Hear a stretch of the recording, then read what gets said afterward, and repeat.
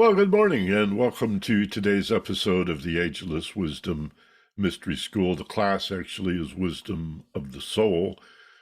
Tell your friends to search for Ageless Wisdom Mystery School, however, whether it's the YouTube channel or a podcast or just Google in general. And today we're going to talk about sleep and dreams. So we'll also do an opening meditation and maybe compare and contrast a little bit the difference between meditation and sleep.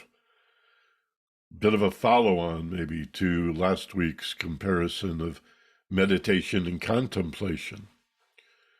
But there's a set of really wonderful tools that I'm going to offer you today, really simple little techniques around going to sleep, going back to sleep. Lots of people have no problem going to sleep, but when they awaken in the middle of the night, for whatever reason, they may have difficulty going back to sleep. So we'll talk about that.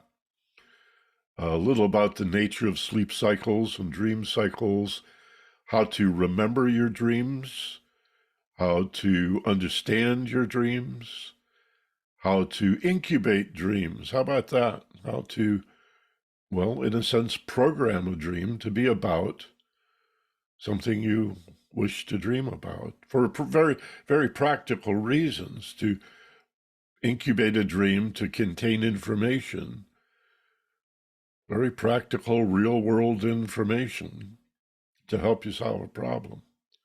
It's quite remarkable. And also how to wake up without an alarm clock, simply by forming the intention. Kind of an introduction to the amazing accuracy of your own internal clock.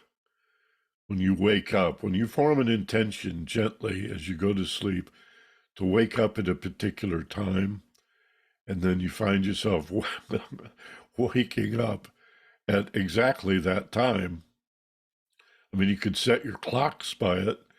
You have to wonder, my Lord, how is this possible? And again, it's, if nothing else, a tribute to the nature of the unconscious mind. Who's keeping track of what time it is? Well, the unconscious. You mean even when I'm asleep? Yes, especially when you're asleep. So that's a little bit of what we have in store for us today.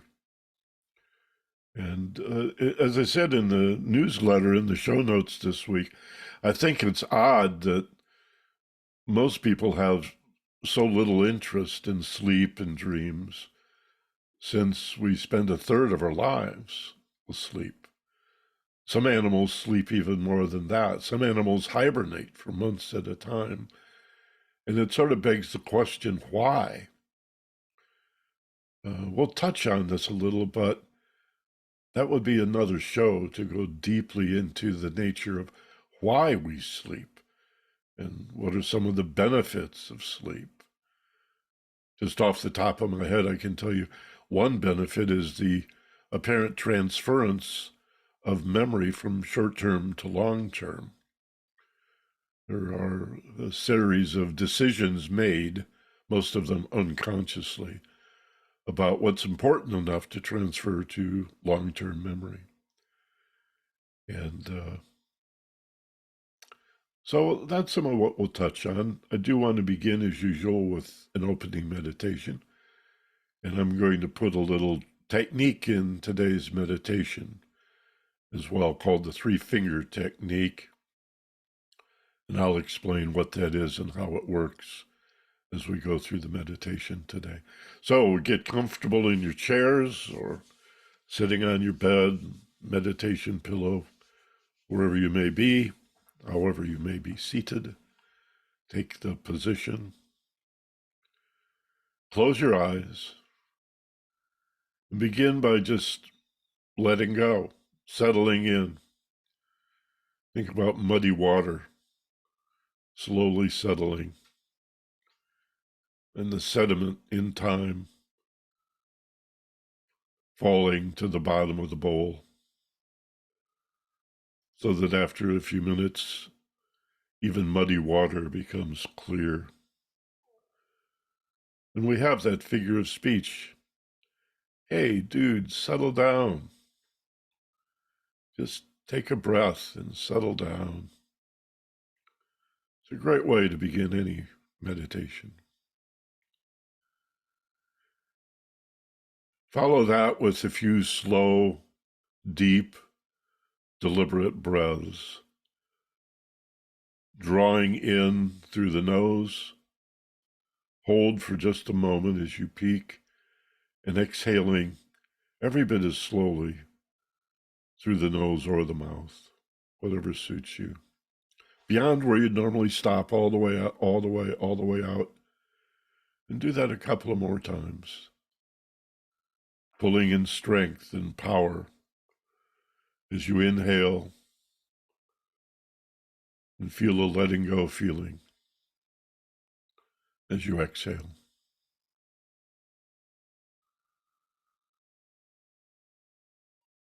Create and sense a feeling of deep relaxation, particularly on the exhale.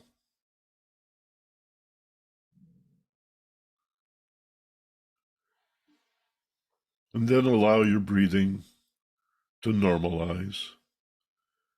Turn your breathing over to autopilot. Let your body breathe itself, and turn your awareness for a moment to the bottom of the nose, and be the watcher of your breath for just a few minutes. This exercise is Vipassana. V like Victor, Vipassana, sometimes called insight meditation. To watch the breathing with an understanding that your breathing is not intentional. Your intention is to watch it happen all by itself. To either surrender control, or if that's a concern for you, silently say to yourself, I am in control of the letting go. And you can have that control back anytime you want. If you want to take a slow, deep breath at any point, certainly you may. If you wanted to, for some reason, hold your breath or forcefully exhale, of course, you can do that at any time. But like the vast majority of our day, you just let the body breathe itself. Except in this case, you're going to watch it and identify as the witness, the observer of your body being breathed for you.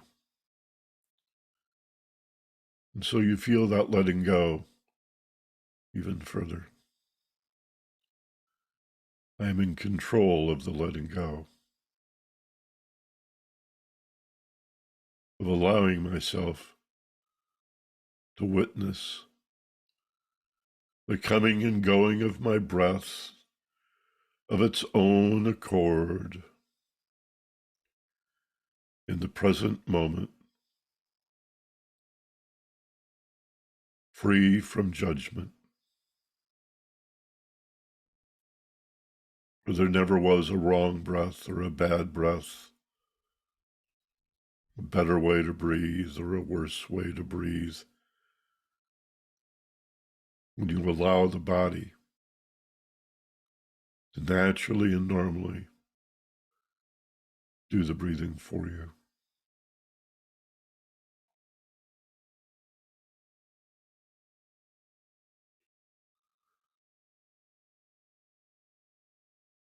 It begins simply with saying to yourself silently, this is an in-breath,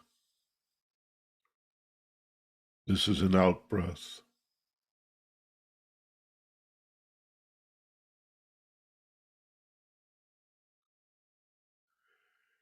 You may notice the period, how shallow, how deep, how brief, how long. Just don't judge it. There's no right or wrong to it. It just is what it is. Be curious. Be fascinated.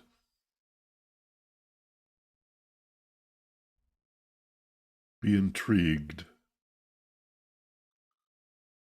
by the remarkable ability, by the freedom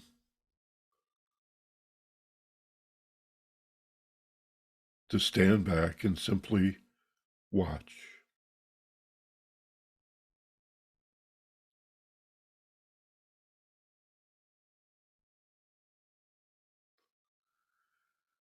As if time stands still.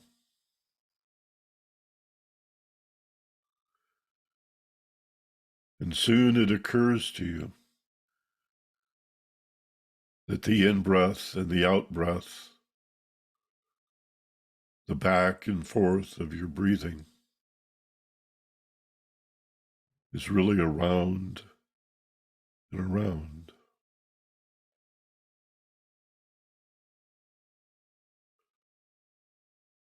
Just as on a bicycle, your legs go up and down, but your feet go around and around. Same action. To and fro, back and forth, up and down, is really around and around and around.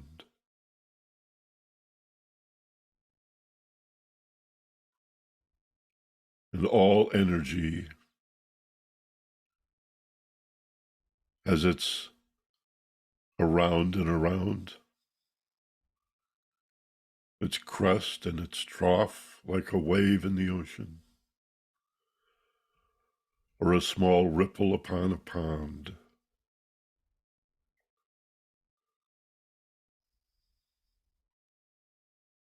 But it's really around and around.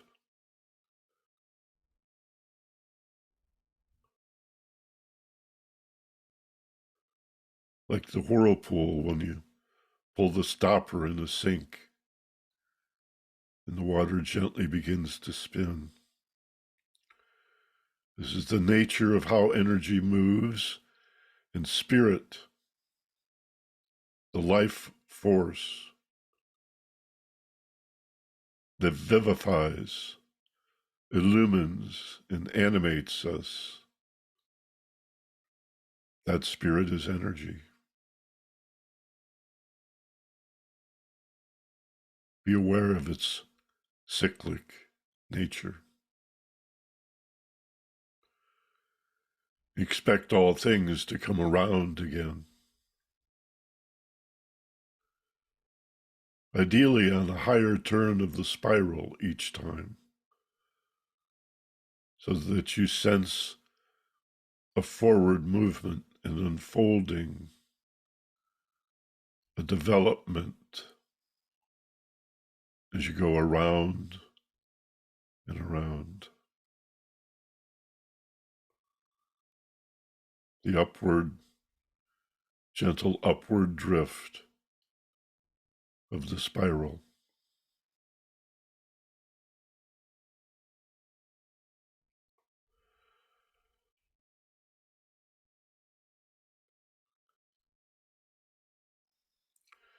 I'd like you to allow yourself to turn your attention to your mind's eye, your ability to visualize imagery in front of the brows, as if there were a little movie screen floating 3 or 4 inches in front of your forehead. And see projected on that little movie screen of your mind an image of yourself at a time when you were really smart.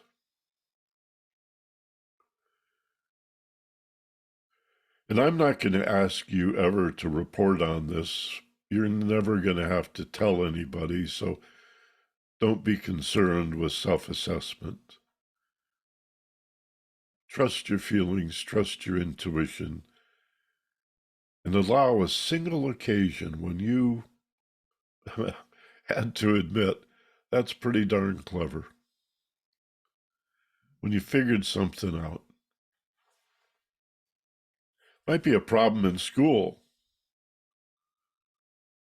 More likely it's something from the richness of your own life, where you had to admit, yeah, there's an instance where I was pretty smart, pretty darn clever.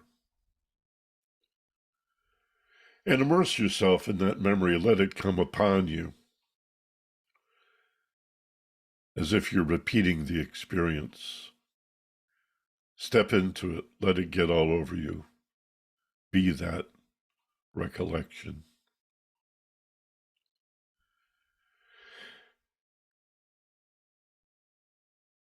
And without moving more than necessary, I'd like you to bring together physically, literally, the thumb and first two fingers of either hand, probably your dominant hand, into a very gentle pinching motion. Thumb and first two fingers of either hand.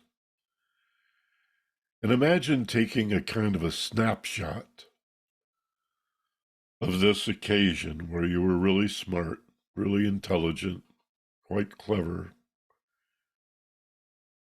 and hold that snapshot as a frame of reference, kind of an anchor between the thumb and first two fingers of that hand.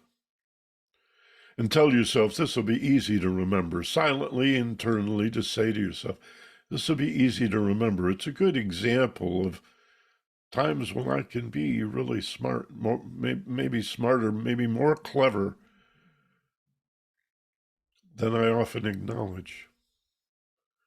Hold that gently between the thumb and first two fingers.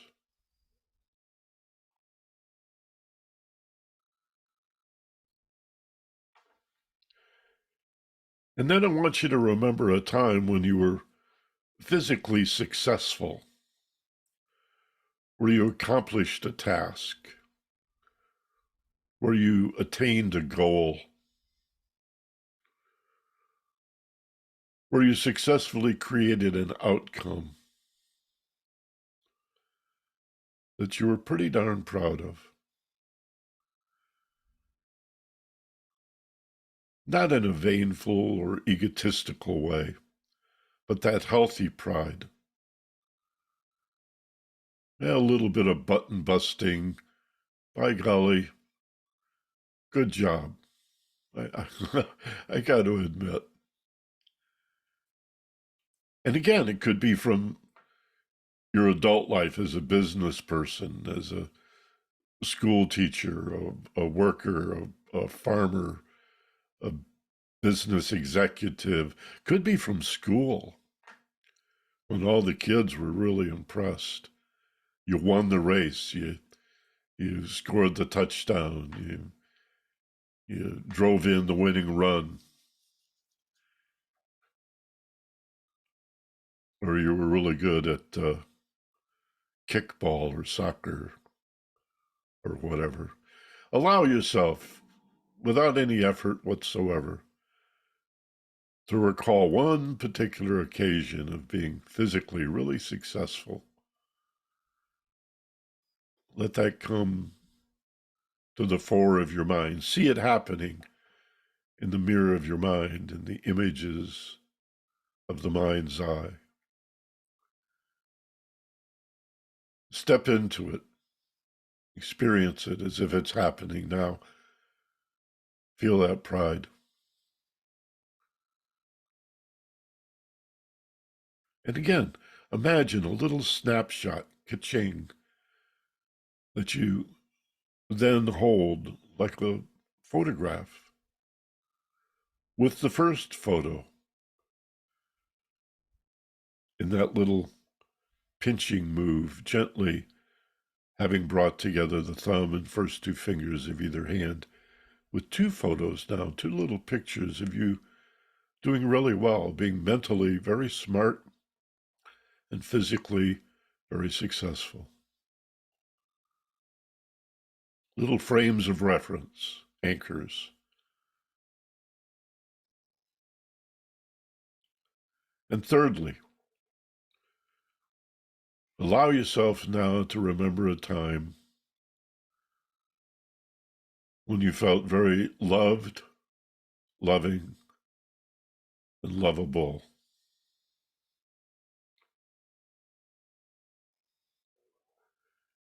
And as numerous occasions and situations, circumstances, relationships flow through your mind,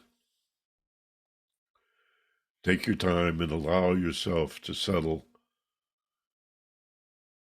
on one particular instance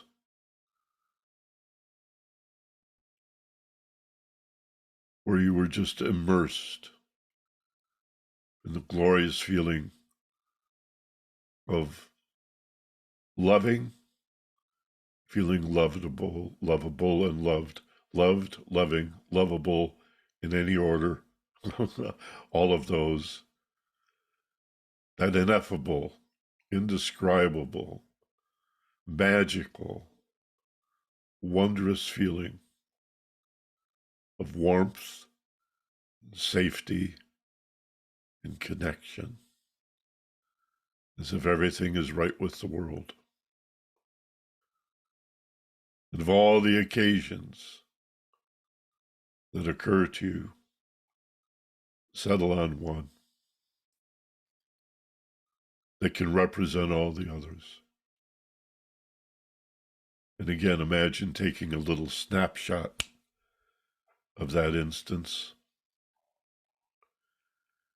and hold it gently as if a photograph with the first two between the thumb and first two fingers of either hand.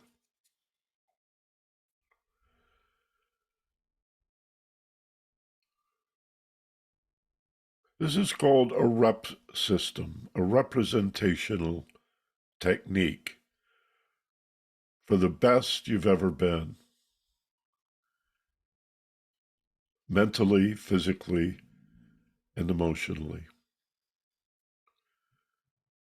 3 bits of evidence. Again, frames of reference. I like that idea. It's a context, yeah. That you hold now as if 3 photographs, 3 bits of evidence between the thumb and first 2 fingers.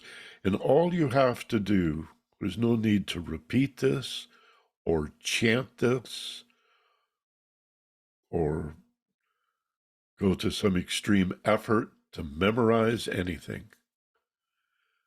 All you need to do is tell yourself once that for the rest of my life, any time I wish to pull upon the best that I've been, approaching the best that I can be in any situation, mentally, physically, and emotionally, all you have to do is bring together the thumb and first 2 fingers of either hand. And the great thing about it is you don't have to do any great display. You could do this while your hand is under the table or while you're driving a car, to calm down, instantly center yourself, to relax, and allow yourself to recall times when you really had it together. It's a trigger. It's a technique that is yours forevermore. And if you wish to be skeptical about it, or if you're concerned that your skepticism is going to interfere, And so you have to avoid skepticism. Forget that. Go ahead and be skeptical, but use the technique. Try it out. I think you'll be surprised how well it works. Times in your life where you wish you could sit down, close your eyes, do a formal 15-minute meditation, but you just can't because you're at work or you're in traffic or people need your attention right now. But you feel like you're coming apart at the seams. You're being pulled in a dozen different directions, and you feel your attention being scattered, and you know where you're going with it. Just take a breath, relax, and subtly, inconspicuously, bring together the thumb and first two fingers of either hand, and you will immediately access, as far as your brain is concerned and the unconscious mind, it knows what you're doing. Immediately, you'll access these peak performance states, mentally, physically, emotionally, peak performance states. Accept that. Say to yourself, and so it is, let it be, it is done. And turn your attention to how it feels to be relaxed and safe, and to have meditation and contemplation available to you as a tool to help you discover and develop the truth of who you are,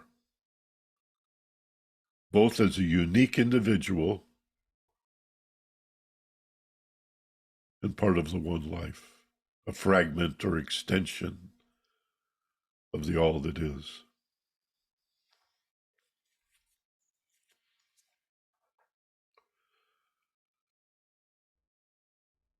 Let's form the intention to return to the wide awake state with a full memory and a deep understanding of the exercise that we've just performed.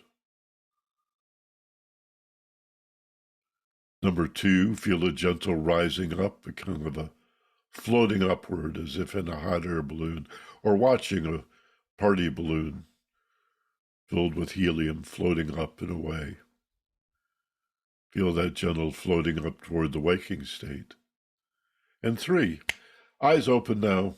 Open your eyes, wide awake, alert, back in the room, feeling rested and refreshed, and stretch a little bit this way, stretch a little bit that way, and maybe another nice, big, slow, deep breath like you're waking up in the morning. Welcome back, feeling better than before.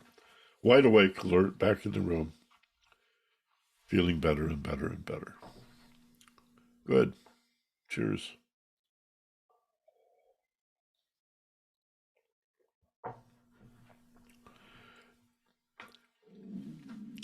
Use that 3-finger technique.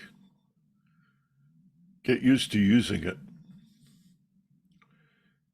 It's something to do when you don't know what to do. When you'd love to sit down and do a nice deep meditation, Calgon, take me away. Get in the bathtub, close the door, and put on headphones. But you can't. You're too busy. Too many demands.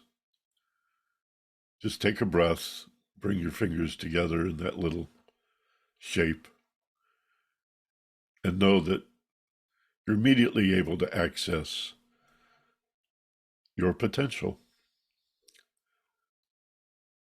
It's a technique I've been teaching for 40 years. And it's a wonderful technique. Sort of goes along with the programming parking. This law of attraction stuff, when it's introduced to people, it's usually, introduced in this grand and glorious materialistic fashion. You can have the ideal career, the job you're looking for. You can drive that Ferrari. You can have the mansion on the hill. I don't know why, but if that's what you want. But it's usually, even had somebody in this class that asked about it. It was so, this person seemed so disappointed when I said, yeah, well, you could use the law of attraction, the principle that energy follows thought, that you reap what you sow, you go where you look, you get what you expect, that consciousness is magnetic. You can use that for material stuff, but why would you want to? It's really a spiritual principle. And although this person had come to class, this was a year ago or more, several times, that was the last I ever saw that person. It was like, that's not what they wanted. They wanted the material stuff, apparently. They wanted whatever to make them happy. And I'm pretty sure that everybody in this class, certainly most of you, understand that money and stuff does not guarantee happiness. It may seem to. It certainly can solve a bunch of problems, but who's to say you don't get another different kind of problem when you have money? I know wealthy people. I know very wealthy people.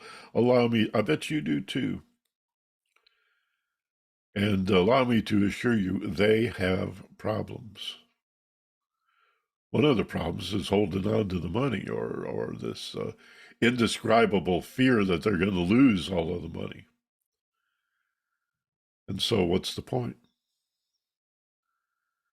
You know, for those of you who identify as Christian, it's pretty clear admonitions about story of riches in heaven and not on earth, where moth and rust doth not corrupt, and thieves do not break through in the night and steal your stuff. Story of riches in heaven, not on earth. We all say you can't take it with you, like it's some kind of joke or bumper sticker, but we seem preoccupied with gathering it up. And I like material stuff, don't get me wrong. I like my kitchen gadgets. I like my technology. I like my musical instruments. But, you know, I also value quiet time with my wife and my friends, and just sitting around in the evening talking story and caring and sharing. And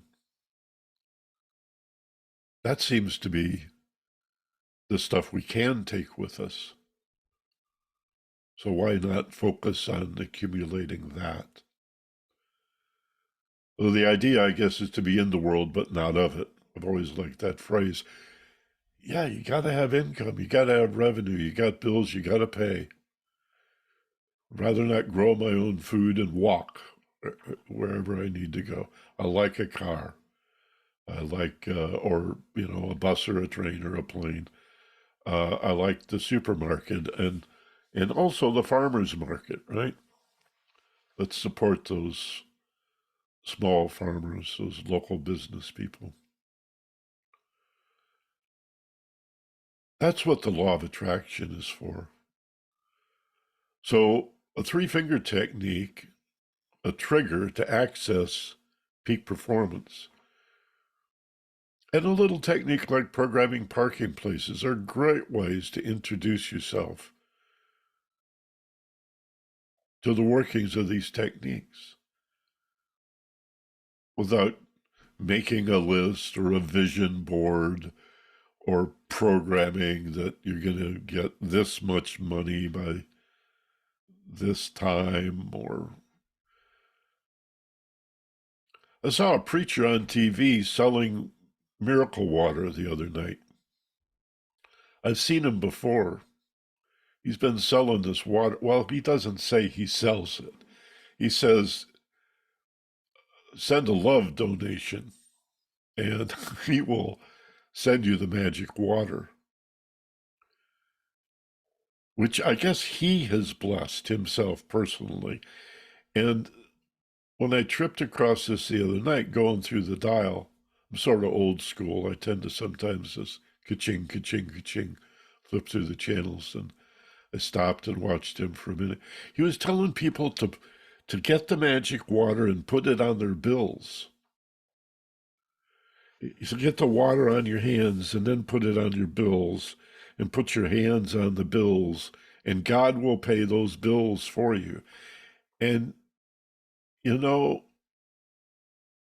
as a metaphysician and a hypnotist, I know that will work. I know it'll work to the extent people believe that it works. And so it's not the water, it's the belief. It's the intention. Karma is intention.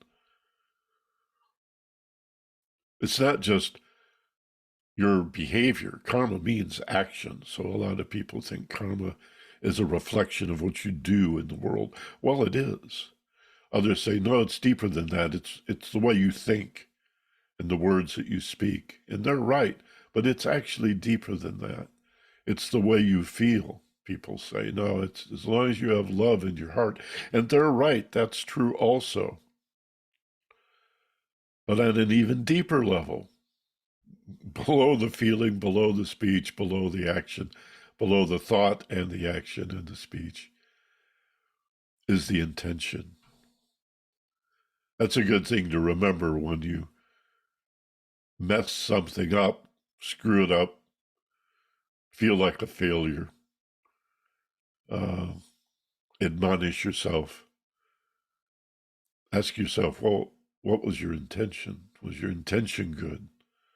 Were you trying? That's all that matters. That's what's reflected out into the world. That's what the world reflects back to you. That's reaping what you sow, going where you look, getting what you expect.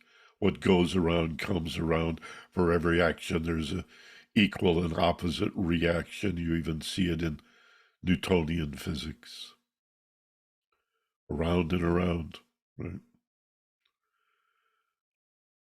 So I mentioned the parking place thing here a few weeks ago, and a couple of you back-channeled me and sent me an email and said, wow, that was really amazing. But did you continue to do it? The more positive and optimistic we are, the more likely when we drop the toast, it's going to land butter side up. And if you can grab it in 5 seconds or less, then you're good. You know the 5-second rule. May your toast land butter side up. All right, let's talk about sleep and dreams a little bit. And since we're talking about programming and karma and such, why don't we begin with the idea of waking up without an alarm clock? This is stunning for many people. And you may be doing it already. How many times in your life have you set an alarm clock and woke up 1 minute before the alarm went off, or 2 minutes before the alarm went off? How did you know? That's the question. What does that? Keep in mind that the mind itself, which is not the brain, the mind is a concept of awareness or consciousness. Your whole body is enveloped by your mind. Think of an egg-shaped sphere around you that envelops you, embraces you. That's the mind. And it's an extension of the Buddhic mind, which is the plane of all souls, which is an extension of the one mind, the creator, the divinity, the absolute. You can think of these like a telescope extending, a collapsible telescope that extends, or one of those ferrite rods. I think that's what they're called, those antennas in the old radios that you would pull up. The one life extending out, the one mind extending out to the Buddhic plane of all souls, and then extending from there, incarnating. Or like nesting dolls, Russian dolls. Whether the absolute is the center doll, and the plane of the soul surrounds it, and physical incarnation surrounds that. It works the other way too. The one life is the surrounding doll, and just inside that is the Buddhic plane, and just inside that, at the center, is the separated self. Works both ways, doesn't really matter. So you have one mind that is a fragment of the capital O-M, one mind. It's not like you have an unconscious mind and a conscious mind. The conscious mind is just a tip of the unconscious. And when we say we're awake for roughly 16 hours a day, and we sleep roughly 8 hours a day, that's just the one mind becoming aware of itself and then becoming unaware of itself to a large degree. When we say that person is asleep, therefore they are unconscious, keep in mind that you respond to external noises. Somebody yells at you, you'll jump up, or if the alarm clock goes off, you're aware of it. So how unconscious could you be when you're asleep? What I'd like to do is share with you a screenshot real quickly here.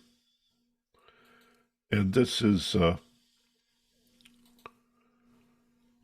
screenshot from a little over a year ago. So let's revisit it. Some of you were here then and will recognize this, others that may be new. These are the 4 basic channels. Actually, there's 5 in this graph. Gamma is included, this top channel. But essentially, we usually talk about brainwaves as 4 channels. So let's begin at the bottom with the red channel, the delta wave, which is labeled here 1/2 of a cycle to 4 hertz, cycles per second. And you see these are very slow, somewhat irregular, but very slow brain waves. And on the chart it says that it corresponds to detached awareness, healing, and deep, what's called NREM sleep. NREM is non-rapid eye movement. It means non-dreaming sleep.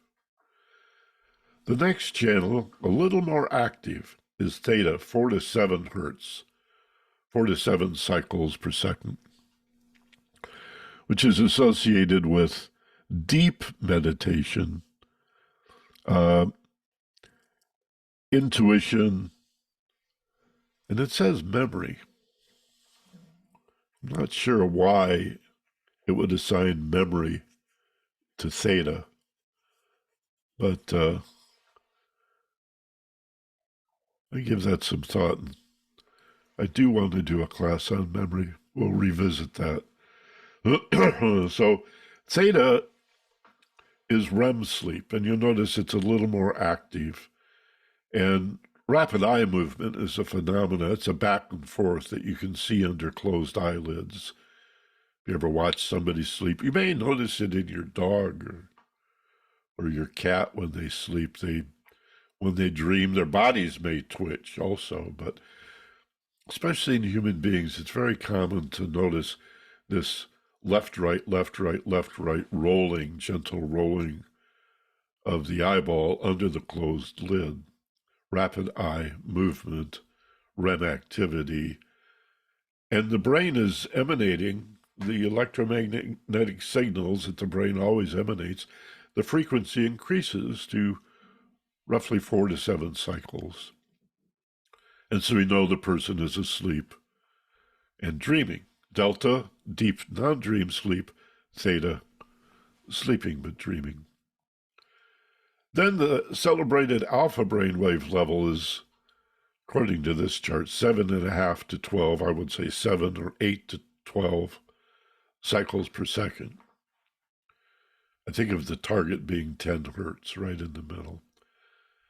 This is mild meditation. Let's see, what do they say in the chart? I have to zoom in a little bit here because it's white. It says relaxation, visualization, and creativity. So your meditation is likely to take you to alpha when you lose track of your body. You know the experience of meditating and you lose track of your body? You don't know where your arms are. Or maybe you have an experience of being out of your body, or the body is sinking into the bed, or you're floating up above the furniture. That's most likely theta. That's the same level where you experience dreams while asleep. You can access theta with consciousness.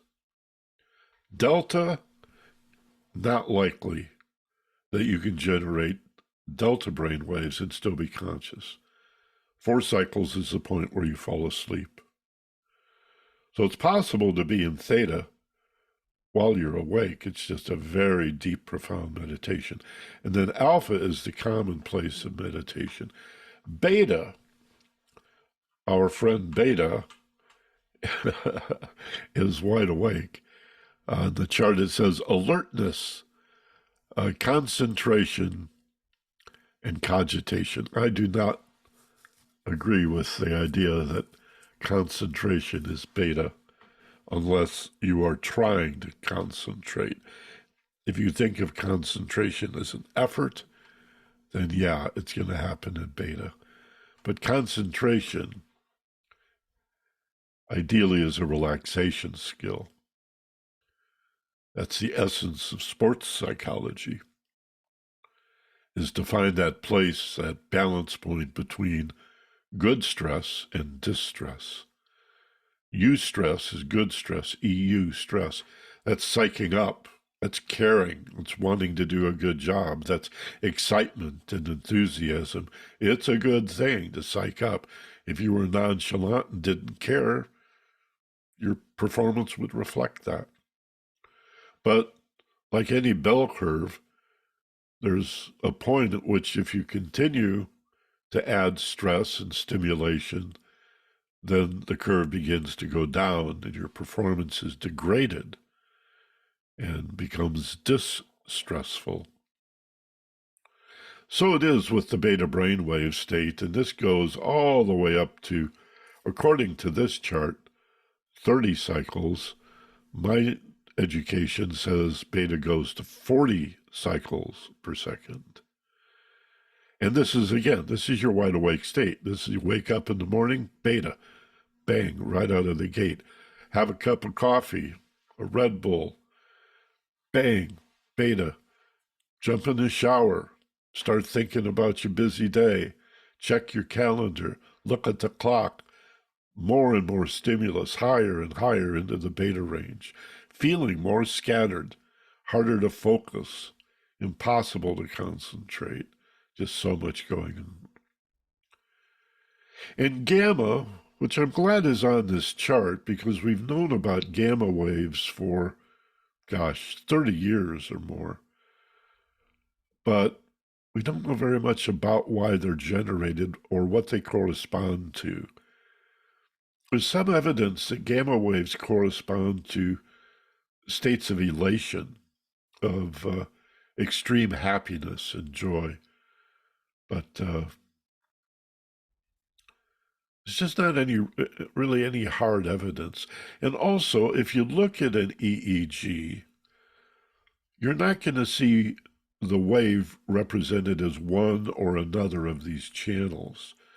You'll often see, let's say you're meditating, you're watching a meditator, you'll see a predominance of alpha waves, but you may see an occasional beta wave racing through the center of that, or every once in a while a nice slow theta wave.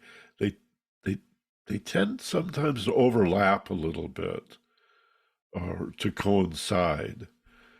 But nevertheless, we're talking about when we say, well, you're in the beta level, you're scattered, you're wide awake, you're meditating, you're in alpha. Oh, you have visual imagery, hypnagogic imagery, a dream state. You're probably in theta then. That's the predominant brainwave of that particular state of mind. So I wanted to review this with you. Let me drop this screen share.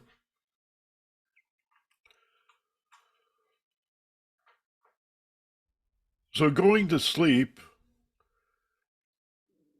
you can either think of it as lowering your brain waves so that you fall asleep, or falling asleep and the brain waves correspond. And I'm sort of biased, and I think a lot of scientists are biased in that we think of the brainwave as the primary symptom, side effect, corollary to states of consciousness or levels of awareness, because it's the brain and there are electrical frequencies, and the changing of those frequencies is so clear. But there are many other corollaries to your levels of consciousness. The higher in beta you go, for example, the more stimulated will be the fight or flight center in the limbic brain, and you'll produce more adrenaline and more cortisol. Galvanic skin response changes, or the temperature of the extremities of your body will actually warm as you become more relaxed. And when you're stimulated, that warm blood is driven by the shrinking of the capillaries into the larger veins and arteries in the center of your body. And so it's a very small change, but your hands and feet become a little cooler when you get stressed. And I mentioned the adrenaline and the cortisol. The pupils of your eyes will dilate, and it's just a number of changes. But we like brain waves, okay? So when you get into the alpha brainwave state, remember we talked a few weeks ago about this reticular activating formation, almost as if there's a valve, not a physical valve, but just as kind of a teaching aid or a corollary, between the conscious and the unconscious that dilates, that expands when we become relaxed. And communication, there's less resistance as we become more relaxed to communication between the conscious and the unconscious, which means the unconscious becomes more amenable to suggestion. Learning is accelerated. Understanding is enhanced, amplified, or accelerated. If you go through a list of vocabulary words, trying to learn new words while you're stressed out, it'll take many more repetitions to memorize than if you were deeply relaxed. It would take far fewer repetitions. So, just like the three-finger technique, we did that in a state of deep relaxation. So you don't have to practice that. You learned it. It's done. It's in there, right? So too, when you lay on the bed and, pump up your pillow and say your prayers and you're ready to go to sleep, and you've fleshed out all the thoughts that seem to demand your attention, and you're ready really to fall asleep, you're in alpha. You've already moved into a meditative state. And you're very suggestible in this state of mind. It's very important to be positive when you're deeply relaxed. You're more resistant to negative thinking in high stress states, but you're very amenable. You've plowed the ground and cultivated the garden. It's ready for the seeds. And as you get more and more relaxed, it's real important to stay positive. So here's an example of just telling yourself, first of all, what time it is. Look at your watch. Look at your phone. Look at the clock on the bedside table to see what time it is. And then with your eyes closed, nice and relaxed, tell yourself what time you want to wake up. You can reinforce that by visualizing a clock in your mind's eye, an old analog clock with a minute hand and an hour hand, reading the time that you know it, in fact, it is. And then without physically moving, just imagine reaching out and turning that minute hand around and around and around, 2 a.m., 3 a.m., 4 a.m.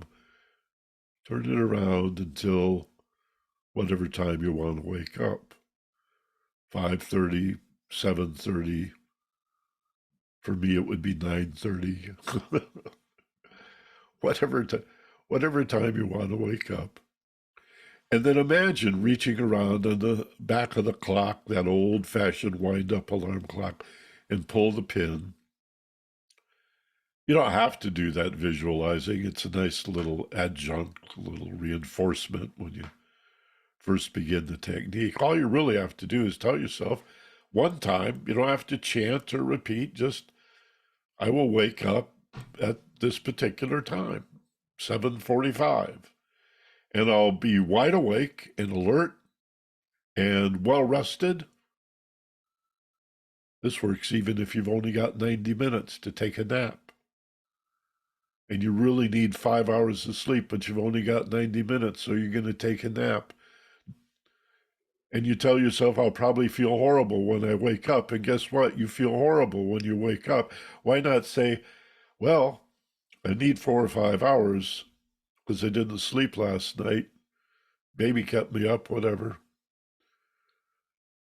So I'll just take a 90-minute nap. And when I wake up at this time that I have in my mind, my intention, I'll be wide awake, rested, refreshed, alert, as if I'd had 8 hours of healthy, natural sleep. You get what you expect. You reap what you sow.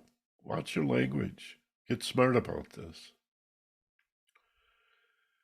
And if we're talking about a routine of your overnight sleep, add to that, I'll wake up at this time feeling rested, refreshed, alert, wide awake, as if I'd had 8 or more hours of healthy, natural sleep. And I'll remember and understand my dreams. It's up to you. If you don't want to do the dream work, fine. But if you'd like to practice, and I told you I'd introduce you today to some of this, then add that to your little going to sleep ritual. And I'll remember and understand when I wake up in the morning, one of my dreams.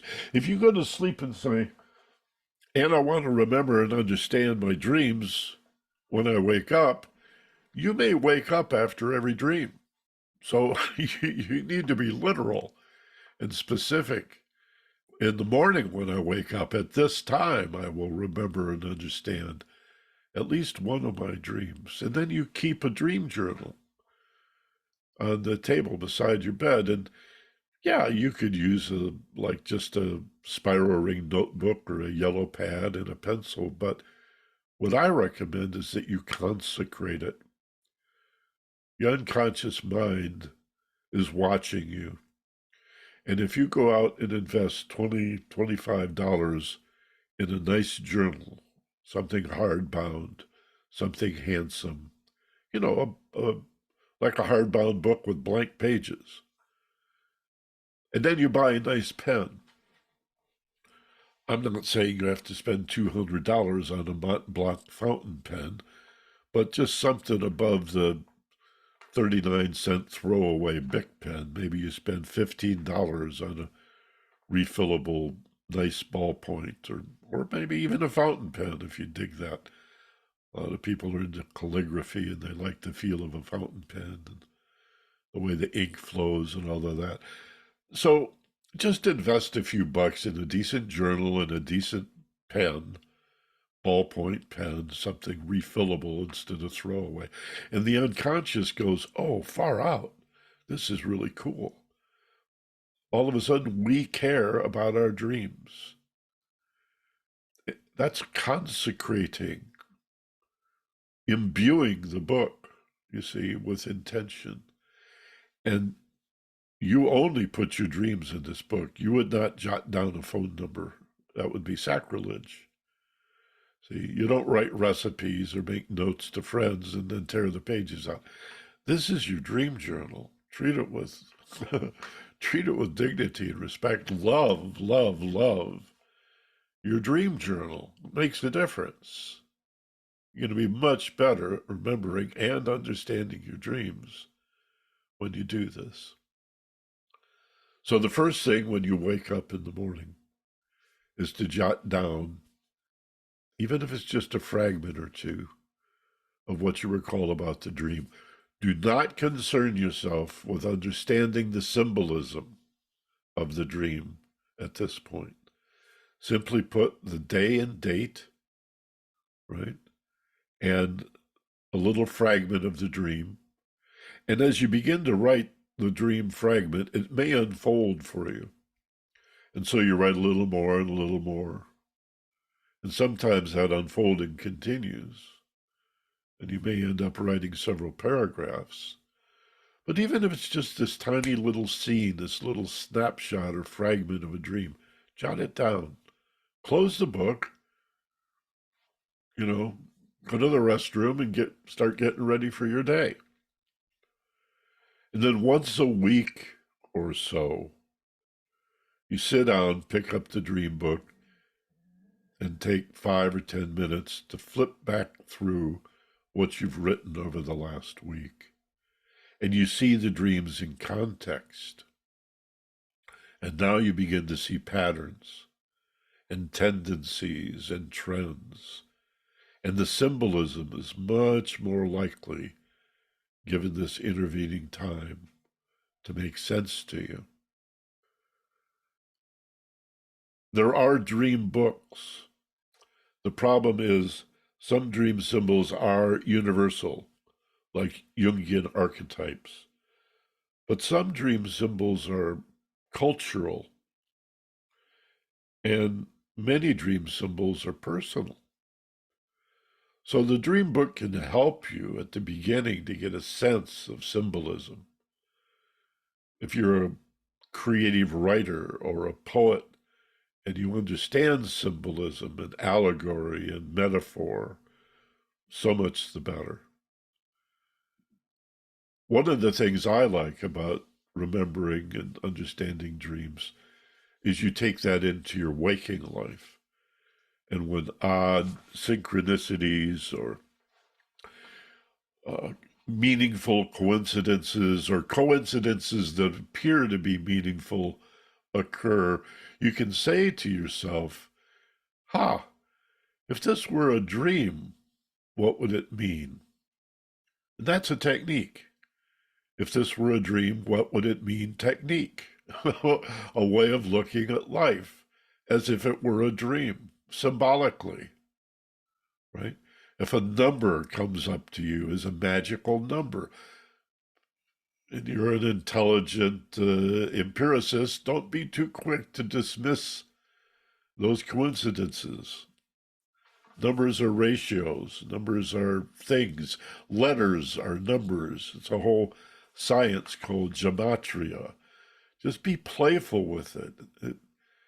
Don't be limited by it. See it as an expansive way of understanding. It's not a matter of superstition or magical thinking if it triggers your wonder and your awe and far out. And then it begins to happen more and more.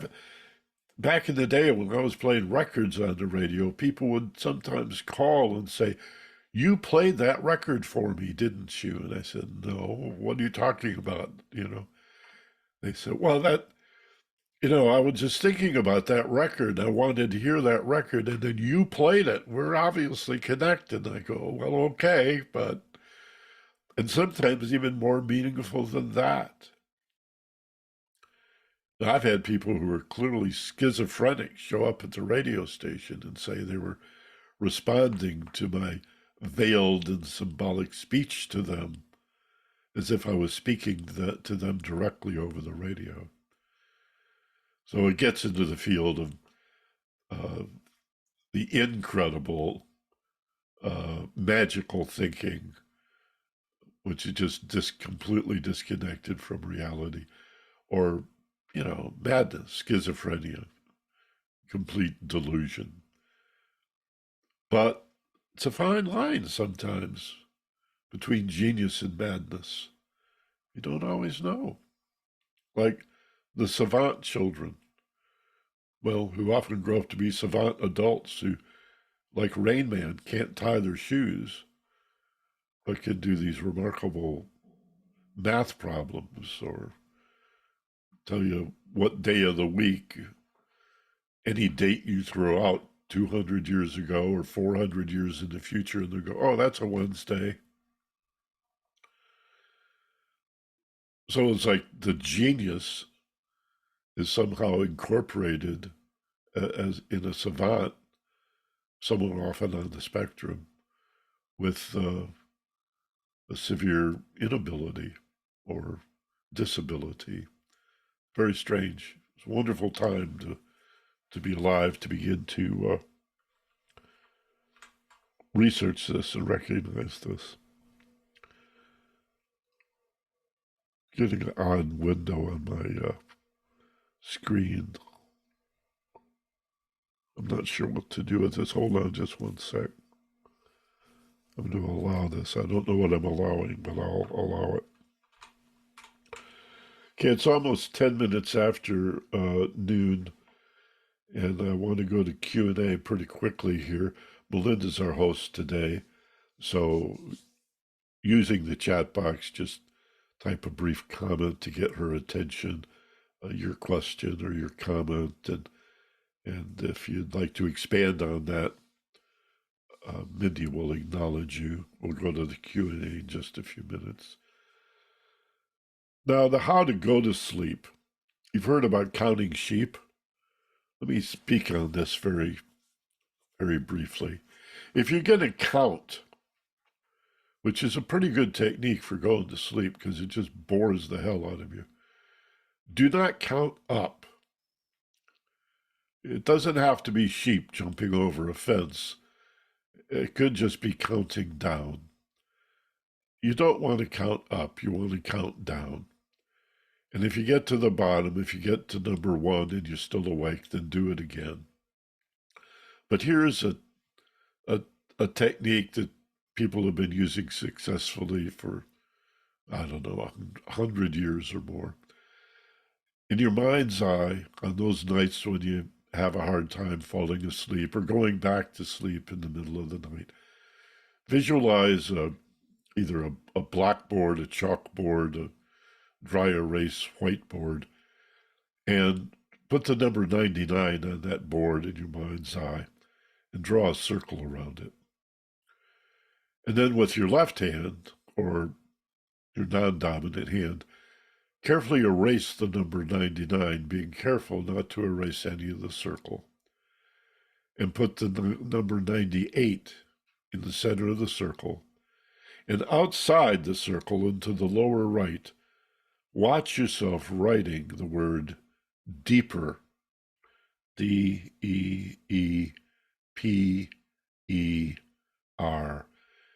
And feel yourself going a little deeper, as if down the staircase, a little more relaxed.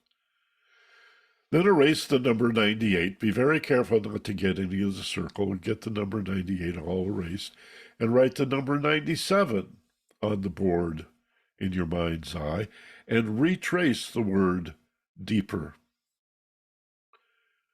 reminding yourself that, in fact, you're going deeper and more relaxed.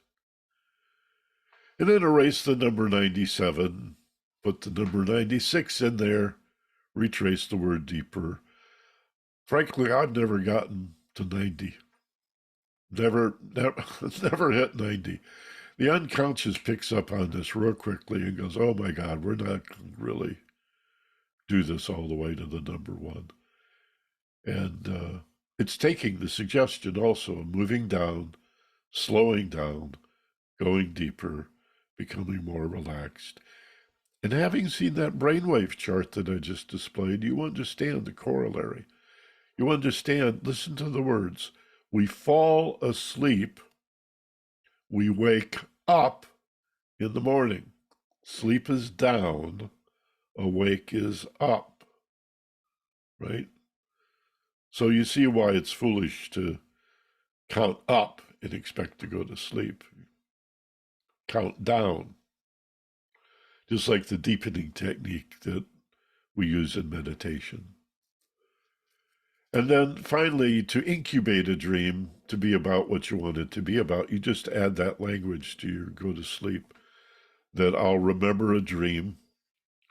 You know, I'll wake up at this particular time feeling wide awake and alert and rested. And this time I'll remember not just one of my dreams, but I'll remember a dream that'll contain information to help me solve the problem I have in mind, and allow yourself to fall asleep, holding that problem gently in the palm of your hand as if a fragile thing, feeling like this will be solved for you while you sleep. You no longer need to concern yourself with it. You turn it over to your soul. You turn it over to Jesus. You turn it over to the Lord Almighty. You turn it over to all the saints and sages, all the ancestors, all the animal spirits, whatever your belief system. Turn it over, let it go. Feel that letting go. I'll remember and understand a dream that contains information to help me solve the problem I have in mind. And then when you wake up in the morning, wide awake and alert, rested as if you'd had a full night's sleep, you know, feeling wonderful, pop out of bed, eyes open, the dream you remember is the one you've incubated. Grab the journal, write it down, even if it's just a piece of the puzzle. Dreams are the high road to the unconscious mind, and that is the path to the wisdom of the soul. Mindy, do we have comments or questions?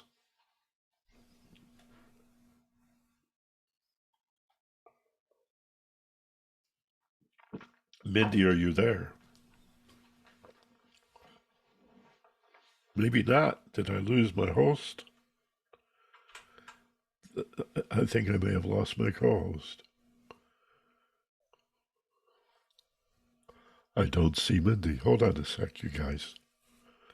Let me open up this participant window.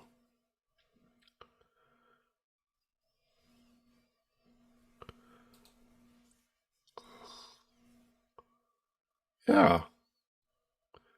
Melinda. Melinda doesn't seem to be there, Michael. She's on my list. How about you, Hannah? Can you handle it? Or you probably don't see the comments, right? No, I don't. I'm not a co-host, and even if you made me a co-host now, I don't think I would see them. Okay. Well, but is Melinda here? She's on my participant list. She's not on mine. Oh, wait a minute. It says admit she's in the waiting room. Let me bring her in. But her comment, she won't be able to see the comments anymore. All right. And you won't be able to see them if they sent them to you. So my suggestion would be to have people just raise their hands and shout it out. Yeah, why don't you just speak up? Anybody want to speak up, just shout out. I won't see your hands raised. Let's skip that. We're a small Or they can type them to you if you want. No, I can't see that well. And often it takes a few minutes for people to have a question. How about it, gang? Somebody want to just speak up? Unmute yourself. Hey, Michael in the group. I mentioned to Melinda I wanted to share a mind over matter experience with you in the group, if that sounds good. Yeah, sure. Who is this? First name? It's Gene. Hi, Gene. Go right ahead. So for context, I do a 60-minute float tank once a week. And obviously what allows you to float effortlessly on your back is the high salt content in the water. And wouldn't you know it, at some point during the session, you get an itchy spot on your face. And of course, my initial reaction when it first happened was to think I could gently lift my hand out of the water and scratch the face. But unfortunately, what happened is I got salt in my eye. And as you can imagine, that is a very uncomfortable thing to happen. And thankfully, the tank has a fresh water spray bottle and a washcloth because they know that can happen to folks. So the next time that happened to me, I kind of thought about this class, and it's like, okay, you have a stimulus, but that's not respond right away. Think about this for a second, because the last time you did this, you got a very painful experience. And it occurred to me, what if I could use my mind to scratch the itch without scratching it physically? And it was such a powerful moment because I literally used my mind to visualize what it would be like to scratch that itch and how it would feel and how it would go away. And the itch went away. Yeah. And I thought it seems like such a small thing, but it was such a revelation to me. And I think at some point I'm going to work on like just walking into the tank and just telling myself I'm not going to get an itch at all, which is like probably the next level of that. But I just thought it was really fascinating because it ties into that whole stimulus and response and taking a moment to before you respond. Like just because you get an itch doesn't mean you have to scratch it right away. Maybe take a second to be like, okay, I got this itch, but how do I want to deal with it? Because maybe if I have a knee-jerk reaction and I try to scratch it, it might not give me the result that I want. And I just wanted to share that with everybody. If you've never tried it, the next time you get an itch on your body, see if you can make that itch go away without scratching it. It's a pretty cool experience. Well, don't overlook the significance of being deeply relaxed when you took that suggestion. That's so true. if you attempt to do that in normal consciousness, you may enjoy the same benefit, but you may find that it's the nature of normal consciousness to reject that suggestion or not be convinced or to be skeptical or what are you talking about? That's stupid. You know how your mind answers you back. But when you're deeply relaxed, see, whether it's meditation, this gives you insight into the nature of hypnosis and the amenability of the unconscious, the friendliness, so to speak, how open it is to suggestion without repetition. So I would suggest that the reason that worked so well for you was you were already in a deep alpha or more likely a theta level. Do you get a lot of hypnagogic imagery when you're in the samadhi tank? I really don't get imagery. I go full darkness and they play like a theta type of music during the whole hour. But I do get into this amazing, what I would call homeostasis, where I'm just so incredibly relaxed. And I've read up about it. It just kind of it removes your brain's pressure of constantly calculating gravity and all these things that you don't realize is going on, constant computations that you have to go through, just going through the world. And when you get rid of that need for gravity, it just creates this really, really calm state.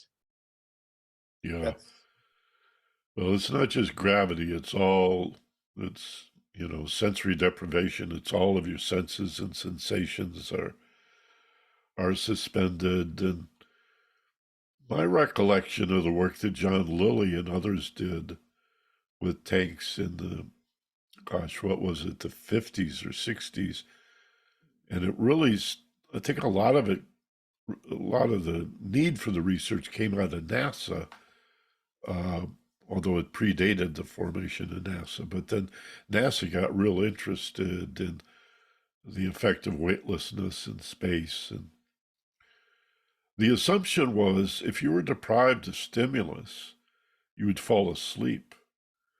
And instead, they found that your awareness is expanded greatly. You get smarter, you become a better problem solver, you have this blissful, ecstatic out-of-body experience, and it's so much easier to understand yourself and your feelings. And um, I presume you're going to that facility in Pasadena, Gene? Correct, Just Float, that's correct. Why don't you tell people where it is and the name of it, how they could find it? It's very easy. If you just Google Just Float, 2 words, that's all you need to Google. And it's a very well regarded, and it's all they do is float tanks. And that's what they specialize in. And it's a really nice facility because the tanks themselves are a big square room. So you don't really feel claustrophobic. There's plenty of room to, I'm a big guy, and there's plenty of room to float around and move around in there. And it's, Uh-huh. I highly recommend it. It takes a little while to really get used to it, but once you do, you crave it. You want to do it. You look forward to doing it every week. And all those things you said about how you get, you're like you're out of body because you're weightless. You don't feel you're just floating effortlessly, like there's nothing. You're just like in air. And things come through your head. You process all these things, and you have all these aha moments. And it's just a wonderful way to have an hour out of your week and when I walk out of there, I feel so like it doesn't matter who cuts me off in traffic. I'm in a state of such calm and acceptance, and it's a wonderful thing. I highly recommend doing it if you How have. much is it? What do they charge for that? Well, if you become a member, 1 hour is like, I want to say $55 for an hour. So I think it's pretty reasonable price point. And what's the membership fee? I don't want to quote exactly. I think I pay maybe $89 a month or something like that. And you get like 1 float credit for that, and then you get a discount on all the other floats. All right. All right. Do you know of any others in the LA area? There are others. There used to be one in Venice. I'm sure there's others. There are other wellness facilities that have float tanks, but if you look up float tanks in LA, I'm sure you come up with a bunch of them. All right. Cool. Well, that's very far out. There's a crazy, I'm reminded of the film Altered States with William Hurt, which had some footage of flotation tanks, but Hollywood, it got crazy in that, as I remember, he regressed and became an ape, and some Samadhi tank opens and this monkey climbs out, and I thought, oh no, nobody's ever going to do a float again. So that will not happen, I assure you. Thanks, Gene. That's a wonderful story. You're welcome. Yeah, Samadhi tank's pretty cool. Anybody else have a comment on sleep and dreams? Speak Yeah, right I have up. There a we go. comment. Is that Jack? Hi, Michael. Yeah, I think you said saying something to the effect that the brainwave states may not completely encompass all of consciousness, and when we're asleep, it seems that we do at times access information and awareness that isn't stored in the brain. Like if we have accurate dreams about the future, things that are going on that we don't have a sensory awareness of.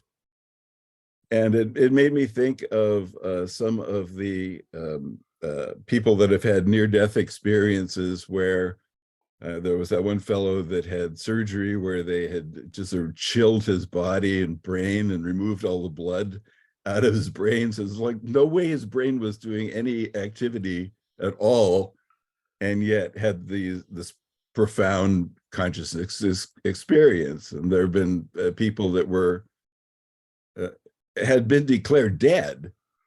You know, they actually were by any definition dead, and had these experiences, and then came back from being dead, which you're not really supposed to be able to do unless Jesus is there or something. So people people do have profound experiences outside of what the brain is supposed to be able to produce as well. And I do think that sometimes especially when we're asleep, especially in those more relaxed states, some of that outside the brain consciousness can come through. Oh, yeah. Well, this is a great debate right now. We still have quite a few empirical scientists that see consciousness, awareness, as an epiphenomena of brain chemistry. They just presume, because of the basic mechanistic view of the universe, physics, physiology, anatomy, that the brain must somehow generate consciousness. And the word epiphenomena means as a side effect, basically, as an inadvertent a benefit, perhaps, or symptom of the working of the brain, it becomes aware of itself. Well, mystics see this, generally speaking anyway, as absurd. The brain is a filter. And consciousness is everywhere equally present. Consciousness is the fundamental reality. And it is filtered through the brain such that our consciousness is not dependent upon the brain. This speaks to, out-of-body experience, psychic phenomena, precognition, ESP, telepathy, clairvoyance, or remote viewing, gaze detection. If you think ESP is a bunch of bunk, ask yourself how it is that you know that somebody is staring at you. And you turn around and sure enough, somebody is staring at you. And that's not usually the case. Scientists have found specific neurons in the brain that are devoted to gaze detection, to eyes in the back of your head. It's because we're all connected. It's because we're all extensions of this one cloud of consciousness. And it's like when you die, you don't remain conscious. You are consciousness, whether you're incarnate or, physically dead. There are people who function with virtually no brain at all, just maybe a brain stem. I interviewed Eben Alexander. You can find this on my YouTube channel, or just Google Eben Alexander, E-B-E-N, Dr. Eben Alexander, Michael Benner. Put that in Google, you'll find the show.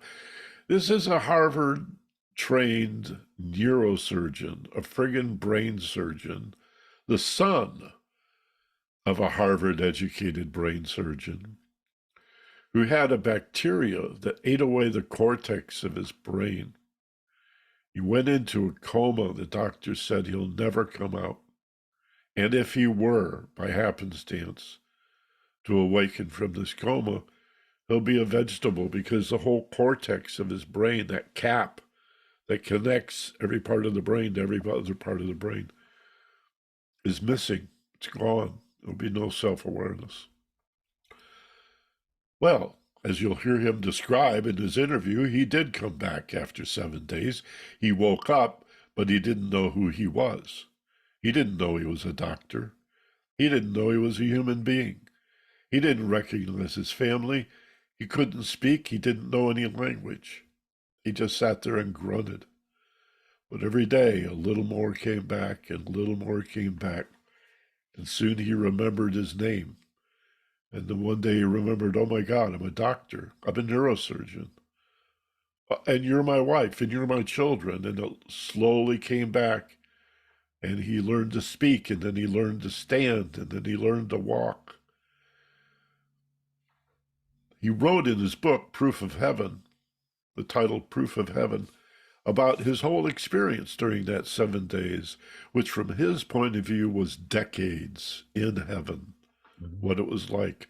Again, not just some guy off the street, but a brain surgeon who until that time had been convinced that consciousness was an epiphenomena of brain chemistry, a mere consequence. Totally turned him around, boy. And at the end of the interview that I did with him, and there are others on YouTube who've interviewed him and some speeches that he's made. It's really quite an interesting fellow to research. But at the end of the interview I did with him, I said, by the way, how do you function? You have no cortex. That part of your brain is eaten away, right? It's not there. How do you function? And without hesitating, he said immediately, I have no idea. I don't know. The brain is that plastic that parts of it can be destroyed and other parts will pick up the slack. And we are consciousness. We're not the brain. We're consciousness. We're not the body. We are consciousness. Awake, asleep. There is no death. There is no birth. There is incarnation. We take form just as water vapor becomes liquid, becomes ice. These are states of consciousness. And it's a wonderful thing to begin to ponder and research. Thanks, Jack. Anything before we go? Guess not. Okay, folks, it's 12:34. I'm in a boogie. Thank you so much. Thank you. Mahalo. I really appreciate you being here for this class and coming live whenever you can. You'll find us, of course, on YouTube, Ageless Wisdom Mystery School. Podcast, your favorite podcatcher, Ageless Wisdom Mystery School. Please subscribe, like, comment, support us. We're shooting for 500 subscribers. We're almost there on YouTube. When we get to 500, YouTube will support us and push us out. So help us, especially with YouTube, if you can. My book is Fearless Intelligence, available wherever you buy your books. And we'll see you next week. Have a wonderful week. Please unmute, say thank you, and so long to everybody. Namaste, salam, aloha. Bye. Thank you. Bye. Namaste. Bye. Thank you. Thank you, Michael. Thank you. Bye. Hey, Gene, are you still on?